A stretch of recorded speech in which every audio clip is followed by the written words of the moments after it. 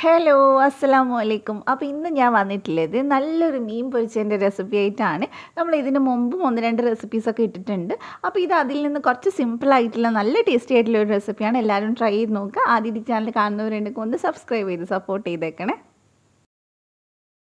അപ്പോൾ ആദ്യം തന്നെ ഞാനിവിടെ ചെറിയൊരു ബൗൾ എടുത്തിട്ടുണ്ട്. അതിനകത്തോട്ട് ഞാൻ വാളംപുളിയാണ് കേട്ടോ ചേർത്ത് കൊടുക്കുന്നത്. അപ്പോൾ വാളംപുളി എടുക്കുമ്പോൾ ഏകദേശം ഒരു ചെറിയ നാരങ്ങയുടെ വലിപ്പത്തിൽ ഞാൻ എടുത്തിട്ടുണ്ട്.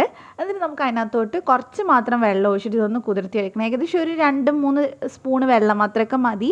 എന്നിട്ട് നമുക്കിതൊരു 10-20 മിനിറ്റ് നന്നായിട്ടൊന്ന് കുതിർത്തിയെടുക്കാം. എന്നാൽ നല്ല തിക്കായിട്ട് നമുക്കിതിൻ്റെ പേസ്റ്റ് എടുക്കാൻ പറ്റും.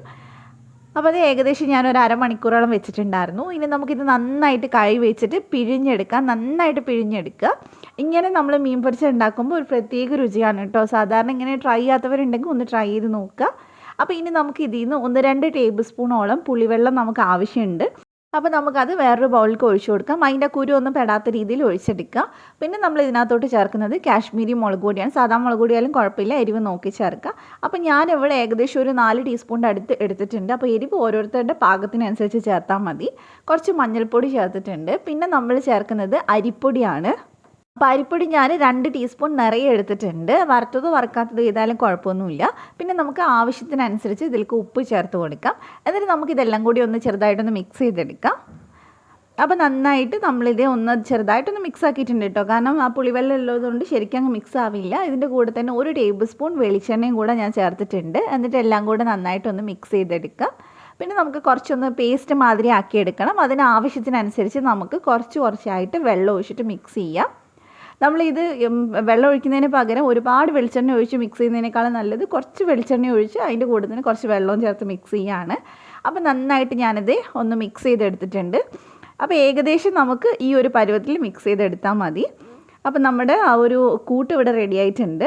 ഇനി നമുക്ക് മീൻ ഇത് ഞാൻ വരഞ്ഞെടുത്തിട്ടുണ്ട്. ഞാനിവിടെ അയലയാണ് എടുത്തിട്ടുള്ളത്. നിങ്ങൾക്ക് വേണമെങ്കിൽ മത്തിയോ സാധാരണ വലിയ കഷ്ണം മീനൊക്കെ ഉണ്ടാവില്ല, അത് വെച്ചിട്ട് നമുക്ക് ചെയ്യാം.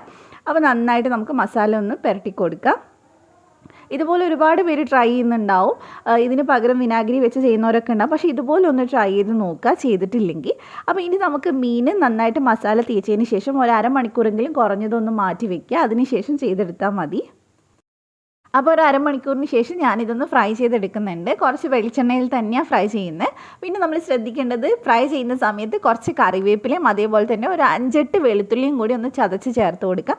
വെളുത്തുള്ളീൻ്റെ ഫ്ലേവർ ഇഷ്ടമില്ലാത്തവർക്ക് അത് സ്കിപ്പ് ചെയ്യാം. പക്ഷേ ഇങ്ങനെ ചേർക്കുമ്പോൾ നല്ല ഫ്ലേവർ ആയിരിക്കും മീനിലുണ്ടാവുക. അപ്പോൾ നമുക്ക് മീൻ ഓരോന്നായിട്ട് ഇതുപോലെ ഇട്ട് കൊടുക്കാം. അപ്പോൾ ഫുള്ളായിട്ട് അതിൻ്റെ ബാക്കിയുള്ള മസാല ഞാൻ അതിൻ്റെ മേലെ തന്നെ സ്പ്രെഡ് ചെയ്ത് കൊടുത്തിട്ടുണ്ട്. ഇനി നമുക്ക് ഒരു സൈഡ് റെഡി ആവുന്ന സമയത്ത് നമുക്ക് സൂക്ഷിച്ച് ഇതൊന്ന് തിരിച്ചിട്ട് കൊടുക്കാം. അപ്പോൾ നമ്മൾ സാധാരണ വീട്ടിൽ ചെയ്യുന്ന ഒരു മീൻ പൊരിച്ചതാണ് കേട്ടോ. അപ്പോൾ എന്തായാലും ഇങ്ങനെ ചെയ്യാത്തവരൊന്ന് ട്രൈ ചെയ്ത് നോക്കുക. നല്ല ടേസ്റ്റാണ് കഴിക്കാൻ. അപ്പോൾ ഞാൻ ഫുള്ളായിട്ട് ഏകദേശം ഒന്ന് മറിച്ചിട്ട് കൊടുത്തിട്ടുണ്ട്. അപ്പോൾ ഇനി നമുക്ക് എത്രത്തോളം ഇത് മൊരിഞ്ഞിട്ട് വരണോ അത്രയും നേരം വെച്ച് ഫ്രൈ ചെയ്തെടുക്കാം. ഞങ്ങളിവിടെ ഒരുപാടങ്ങ് മൊരിച്ചെടുക്കാറില്ല, ചെറുതായിട്ടൊന്ന് മൊരിഞ്ഞുമ്പോൾ തന്നെ ഞാൻ എടുക്കാറുണ്ട്. അപ്പോൾ ഇത് നമ്മുടെ മീൻ പൊരിച്ച ഇവിടെ റെഡി ആയിട്ടുണ്ട്. നല്ല ടേസ്റ്റി ആയിട്ടുള്ള ഒരു മീൻ ഫ്രൈ ആണ്, ഫിഷ് ഫ്രൈ ആണ്. അപ്പോൾ എല്ലാവരും ഒന്ന് ട്രൈ ചെയ്ത് നോക്കുക. എന്നിട്ട് ഫീഡ്ബാക്ക് പറയാം. ട്രൈ ചെയ്യാറുള്ളവരുണ്ടാവും ഒരുപാട് പേര്, അങ്ങനെയുള്ളവരൊന്ന് കമൻറ്റ് ചെയ്യുക. അപ്പോൾ നിങ്ങൾക്ക് റെസിപ്പി ഇഷ്ടമായിട്ടുണ്ടെങ്കിൽ ചാനലൊന്ന് സബ്സ്ക്രൈബ് ചെയ്യുക. തൊട്ടടുത്തുള്ള ബെല്ലിൽ ക്ലിക്ക് ചെയ്തിട്ട് ഓൾറെഡി ക്ലിക്ക് ചെയ്യുന്നാലേ ഞാൻ വീഡിയോസ് ഇടുമ്പോൾ കിട്ടുള്ളൂ. അപ്പോൾ ഇൻഷാ അല്ലാഹ് നമുക്ക് മറ്റൊരു നല്ല റെസിപ്പി വീഡിയോ ആയിട്ട് വീണ്ടും കാണാം. Thank you for watching.